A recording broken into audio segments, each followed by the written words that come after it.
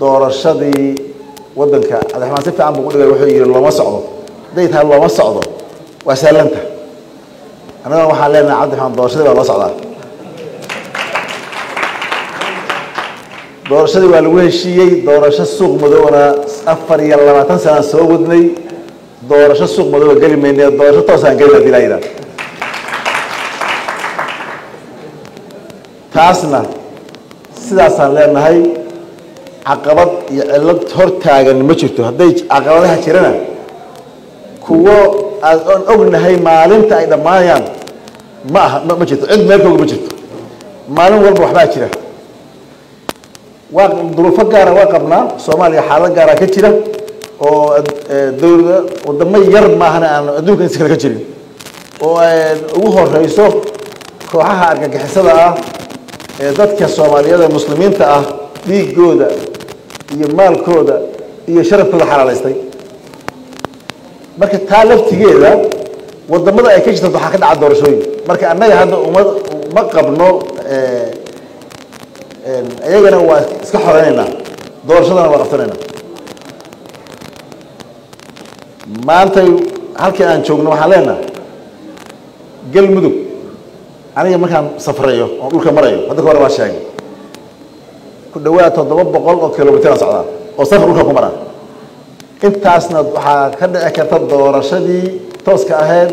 ee dadku ay ku dooran lahaayeen hogaankooda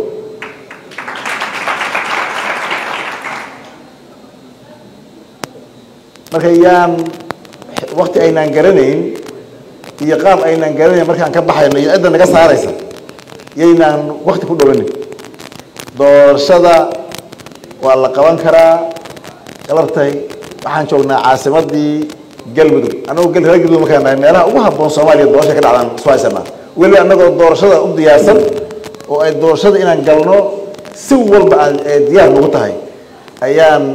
in doorashada la mideeyo ka mid noqonay oo Soomaaliya uga mid noqonay oo ay hogaaminayso dadka federaalka caasimada dawladda galmudug aan joognaa galabtay in ay gelintii iyo la sameeyo oo gudiyadii loogu talagalay sameeyaan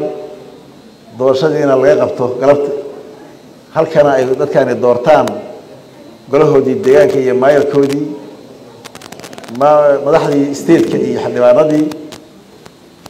wax ka hor taagan galabta ma jiraan magaalo kasta oo galmudug ka mid ah inta farqudiriska ay wali ku sii dambeeyeen qawaarijta marka laga reebana waa wada dhuusan reeb oo kale waa caasimad oo kale marka doorasho halkan isku leexi doorasho lagu kala caafimaad qabin oo lagu dhibaatoonayo waa ka soo gudubnay waana ka soo caafimaadayna diila yiraahdo marka doorashada aadayna Cabdiraxmaanna dadka bulshada la hadlaa tahay doorashada suuq madow u baahnida midda bulshada u baahan tahay soo diyaar garow diila yiraahdo waa helaysaa